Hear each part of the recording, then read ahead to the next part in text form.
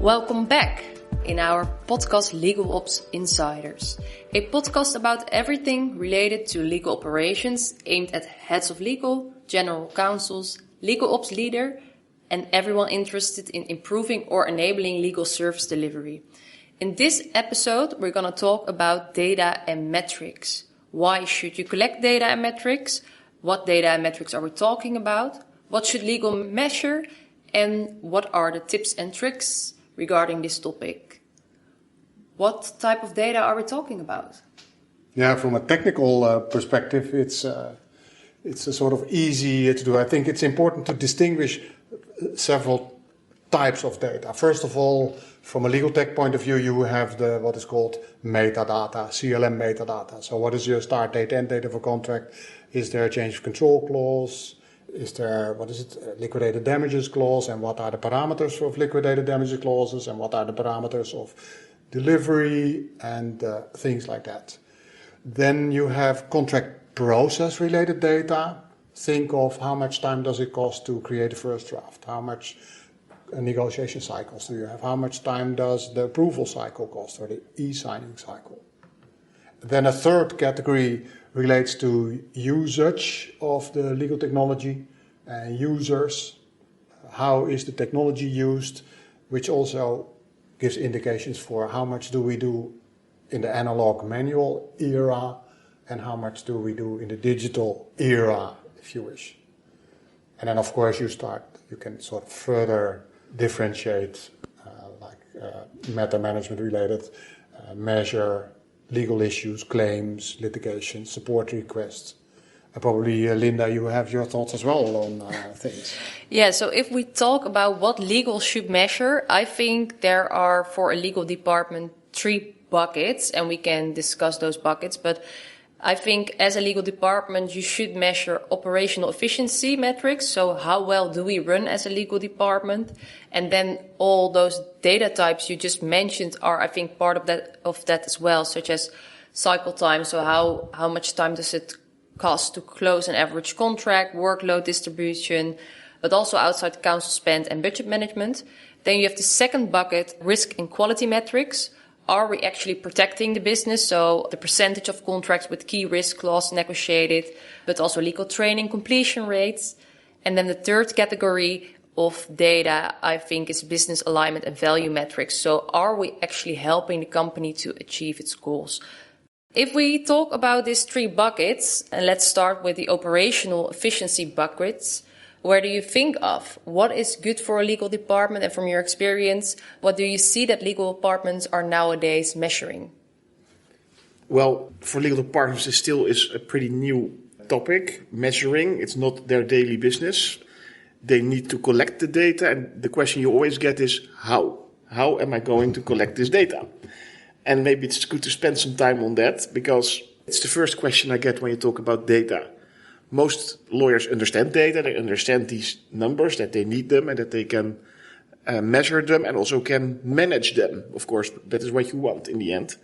But how to get them and how to get reliable data that you can trust and you can really use in your daily work. I think that is good to spend some time on. Willem, what would be your experience in collecting data? Where would you start? In legal technology, of course, it's easy to track everything. I mean, there's logging anyhow on the background, and that's either it's in the logging files of the database, which is what the database does, or you reveal it for user on user dashboards. And I think that you should know your way in the software to get this data. And of course, the data are only valuable and reliable in a way if you actually use the applications, and if you don't use it or you use it only for part of your work, then the value of those data become. But it's surprising if we see how much proactive reporting we do for our customers, where we say, okay, this is how the application is used for these contracts. These type of contracts are created at that volume of contracts, and that is actually something that you should, I think, have on your radar, sort of on a dashboard radar, somewhat permanently. And the interesting thing is, there is no history for this. In the past, It's like if the business is happy with how we serve them, then that's fine, and no one is asking for data. But we are living more in an era where return on investment counts, where people are held accountable for how quick or slow processes run.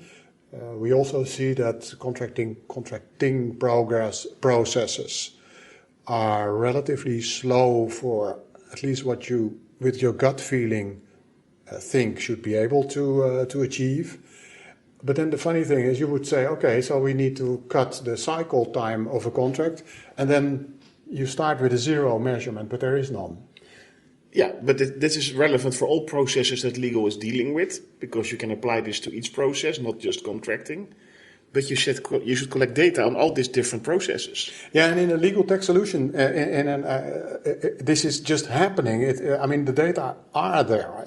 Even if the programmers didn't cater for it, the databases do. Yeah, for example, in your digital signature, like DocuSign, you can very much track how quick it was signed after the document was and these uploaded. are things from a senior management point of view you would want to know how much time is lost in an e-signing process. Exactly. But the interesting thing is actually much more.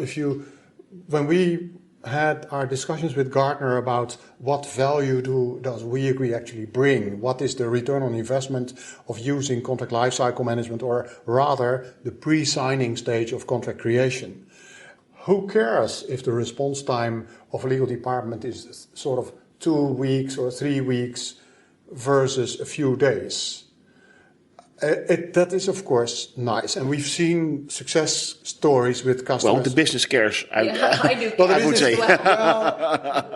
No, of course. If you can keep the business happy, then still you have the business happy. But the interesting thing is the answer that I received from this Gartner expert was quite clear. He says, if you reduce your cycle time from 6 weeks for a contract between initiation and e-signing to, let's say, 3 or 4 weeks, or do it somewhat more conservative to 4 or 5 weeks, then you chop off easily 10, 20, maybe even more time of your contract cycle. This is what is called your cost of capital, your weighted average cost of capital. It's for every contract, it may be 6 weeks, it may be 3 or 4 weeks. But what if over a whole year, all your contracts are 20% shorter? But to measure this, you need a way to collect this data.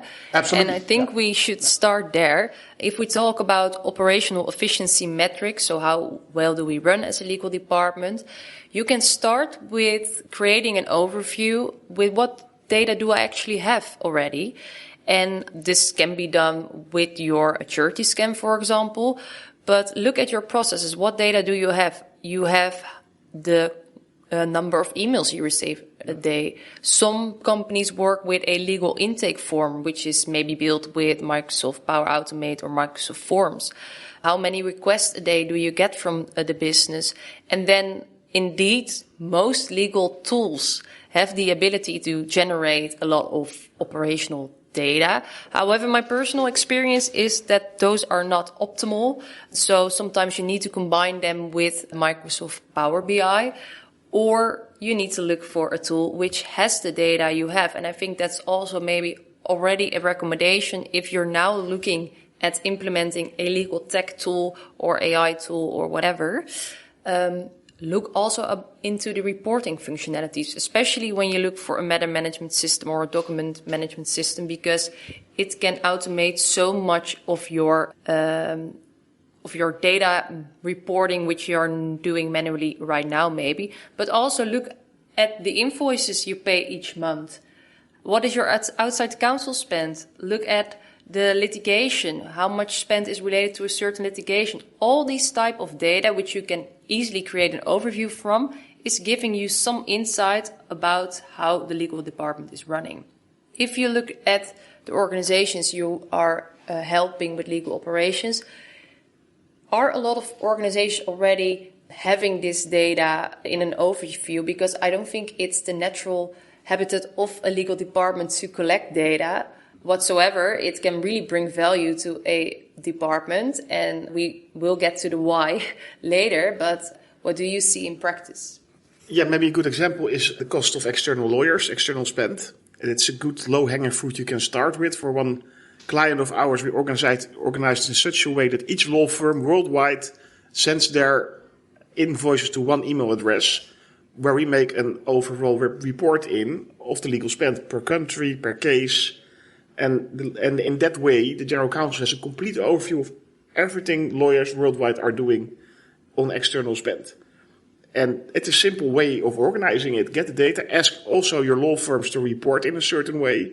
They all have high-class, fancy e-billing systems. They can report anything you ask them.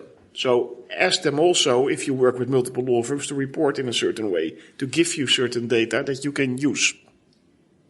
Yes, so do you, Willem, see regarding self-adoption rates, so how much is handled via a playbook or automation, do you see a lot of companies having a process for that to collect these data? Playbooks, no. I think that's a somewhat relatively young phenomenon. And frankly, collecting data on your applications is relatively unknown phenomenon. If we provide reports proactively to our customers about their usage of the application and how they use it, that is a sort of comes as an eye opener. If you dive into those numbers and you start analyzing, okay, so how many of this type of contract has been created versus another type of contract that would typically go alongside. So where are those agreements? And then one of the interesting things, and that's also my own experience when I used to work as in-house counsel for some multinationals, is I would never feel comfortable putting my hand in the fire for all those contracts that were not in place and that should be in place.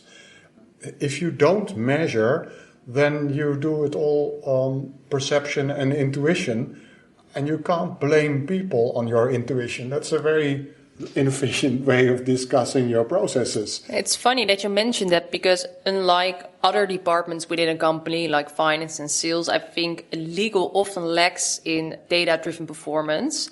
However, I believe this is an opportunity for legal operations. That's also why we're discussing it in this podcast, because if you can't measure it, can you really manage it? If you also look at workload distribution, for example, I know there are certain management systems who can really give insights in who is managing what are the active matters, what is the workload distribution, and that is not to see who is working the hardest within the team, but also to ensure there's enough balance in the workload within the team and to help each other out whenever there's a certain topic which requires a lot of attention. Well, I have a few very funny experiences. In a way, it was not funny for us at all, but what we see with, what I've seen with customers is that they don't manage to get the adoption of the application done. So users are not going to use it, and certainly not as much as they should. And yet the business is uncomfortable with the service delivery of the legal department. And then the question arises, how are we going to solve it? Because the answer of legal department is sort of easy in saying, yeah, but we have too much work, so we need more people. Now, here's your enemy for adoption of legal tech, and that's also your enemy for your opportunity or your possibility to collect metrics, to collect data on usage. And I have seen legal departments growing, even doubling in size, and then after a few years say, well, we're not using the software, so we are going to revise whether we need that software or whether the software actually works. And there was nothing done to actually push the software. And then there are a lot of factors like, oh, I don't like to use it. Oh, I don't make that many contracts. Oh, I have not that much to do with contracts, so I'm not using it. And actually, my way of working is probably quicker. Even a standardized template takes me too much time to tailor, and that's time that I better spend if I don't use the software. So that's very interesting. This is really useful to share this kind of information. Yeah. Also, when someone starts with implementation, you should make these examples, use them to inspire people to do it better. Because why would you invest in software, in people, if these things happen? I mean, it's weird. Because, they're very good examples. And it's absolutely true. And there are really a number of things that you can do to make the use easier, like setting up API connections with the IT landscape. That's really one of the big drivers to go to your legal tech solution. If it's connected, then the data are easily connected and flow through the whole of the enterprise easier. And another thing is also, funny enough, if you do use and if you do reach adoption well, it can be by making it hard to avoid. That's really one of the big things you should think of as a legal ops leader or a head of legal. How do I make it difficult for our people to avoid the system? And then when you start using the applications, and with contract automation, it's easy to see sort of 12 to 18% of productivity improvement. So that means freeing yourself up for a day or two per week per person all year long. And Willem, you're already zooming into the why. That data helps to argue for resources and justify the tech investments. So that's really good. I think in this first bucket, we are already discussing a lot of topics, and it brings value. You also are zooming into why this brings value for an organization.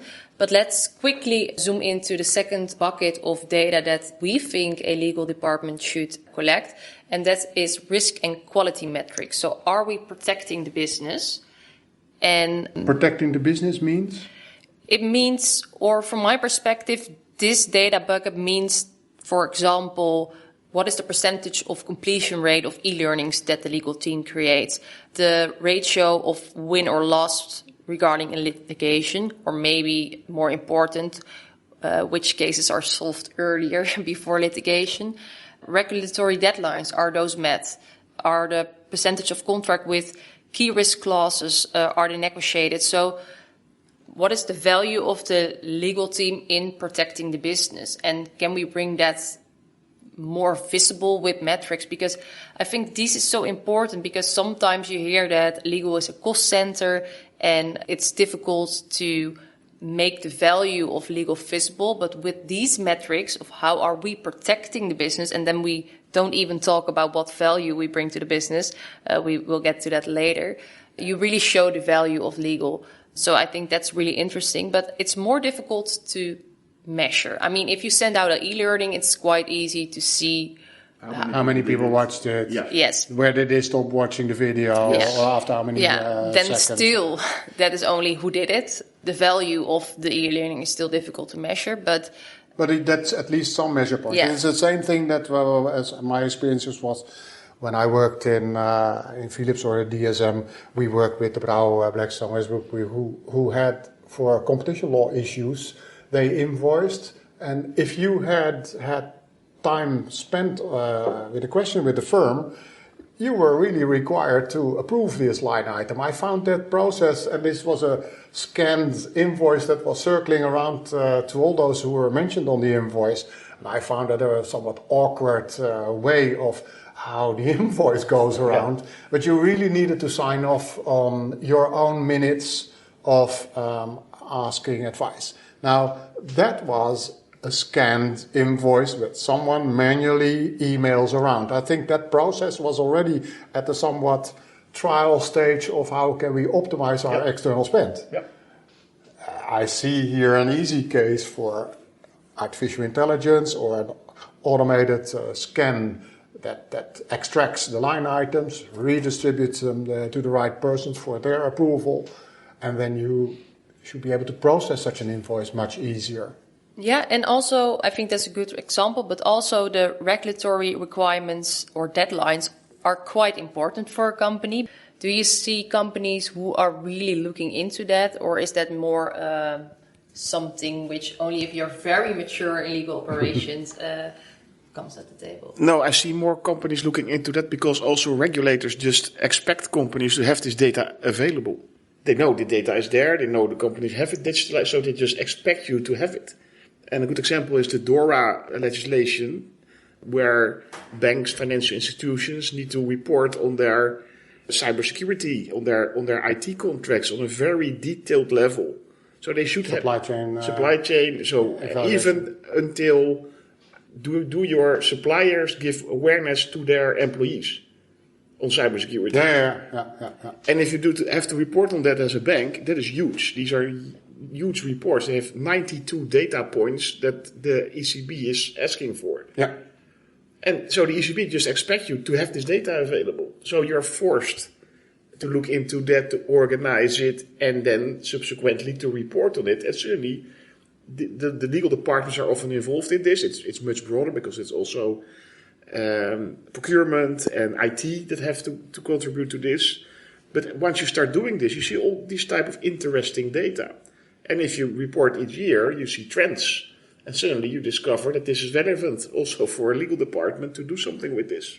I think this is also a good example of why legal operations is getting more important for companies. Absolutely. Because legal departments are now also expected to report certain data, which they are also internally for the board, for the organization, but also now externally, and to save it somewhere in case it is asked.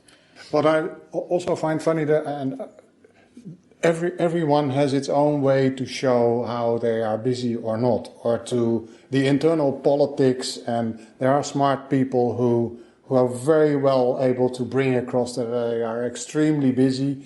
And then if you take it to the merit and you start really sort of, show me the money, and then nothing comes at the table. Or others who you see sweat and who you see making extra hours. And if you then look in what they do, that you really see that they might improve if they have some more coaching or so. This translates, as I also see that happening, into a legal department, legal counsel who say, I'm too busy, I really can't handle that extra case because I'm already working late every day. Yeah. You go to your budget holder and take care of an extra in-house counsel, or you hire temporary freelance legal counsel to step into a project. This is what I call the Pavlov reaction of traditional legal counsels, general counsels. Reaction, did you say that? Pavlov. Pavlov. Yeah. Well, it's also the solution is we work very hard. We need an extra person.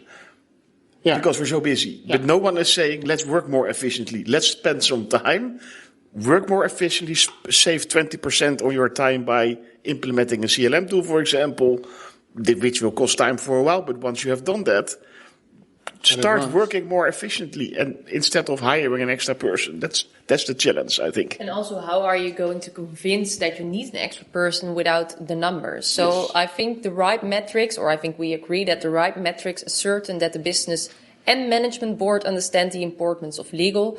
And I think it's also really important to show in terms of what they understand. So mention time, mention money, mention risk, mention growth. So the terminology which are used in management reporting. And if you have the metrics at the table, like how much time does it cost for e-signing, how much time does the approval cost, then you can even sort of gamify this and make it an internal competition. Like the one department have their e-signing quickly up and running. Let's discuss a little bit more how a legal department may embed in the entire enterprise, because data becomes way more important now that we have artificial intelligence. That's really critical. Where are the data? Are they scattered across the organization? AI needs them as much as possible. What is the quality of the data? What is the quality of the data? Oh, don't mention that. How do you manage this generally? Because what you want is that for an AI to operate efficiently is that they can pick up input received by after-sales people, servicing, versus the sales people, versus the marketing and communication people who do some market research as well, and aggregate those data and translate it maybe into contracts. Yep. But it requires that you, first of all, de-silo data and create what's called structured data. Structured data, yeah, data pool. Yes, that's very important. What we also often mention is for AI tools, trash in, trash out. So get your data organized. And I think that's a good starting point when you start with legal operations as well. Maybe the third bucket we like to discuss. So the third bucket, which is important, is business alignment and value metrics. So are we helping the company to achieve its goals? I think that is the role of legal as well. This is something you can measure via business satisfaction. So a survey, I think we discussed this also when we had the episode about how to start with legal operations. So start with a survey. And if you do that on a yearly basis, you can also see if the satisfaction improves. And it also gives you input in how you can improve. Most companies, most big companies also have like this NPS style scores. You can also use that for legal. NPS scores? Yeah, it measures the satisfaction of, for example, working at a certain company.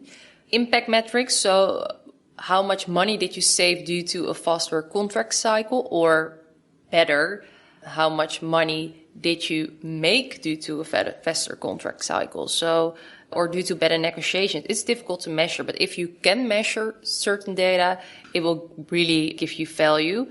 But also legal input into strategic initiatives, so how much did the company make due to a project which legal supported? I think that to take this one step back, I already mentioned this WACC, the weighted average cost of capital, as a measurement of the how much is it worth to save a week or two on a contracting cycle altogether. I think the message here would be, as a legal department, talk to your finance department about how do you do your accounting methods, and how do you translate your financial ratios, or how do they use Power BI, because they do and they can help you. And it is really the way to improve your presence as legal department. If you master this, you're a much more serious sparring partner for your CFO, for example. If you show that you understand your own metrics, talk the same language. Yes, exactly, and you can show improvement, and you can show what's going on basically with numbers. Yeah, they know that, and it makes discussions about budget, for example, much easier. So if I summarize, I think before we go into tips and tricks, I heard 3 big whys. The first why is leadership needs to see how legal contributes to the business goals, and metrics help with communicating that. It enables you to change the perspective from cost center to value driver. The second why is, if I summarize correctly, that data helps legal to argue for resources, justify spends, such as tech investment, and also to push back on unrealistic expectations. And the third one is efficiency and improvement. Without data, you can't identify bottlenecks or demonstrate improvement over time. And that brings me also directly to one of the first tips and tricks. I think look at your processes and also think about what do I want to know about this process. For example, a process is multiple steps. It creates a process. Which step do I want to know more about? So I start collecting data about it because, for example, a certain process goes wrong. More often, if I collect data, I can see that this process is used, for example, 200 times a month. This is a very important process for our team. So let's spend some time to see what goes wrong, what we can do better. It's interesting. Yes, processes are really what you then focus on thanks to metrics and data.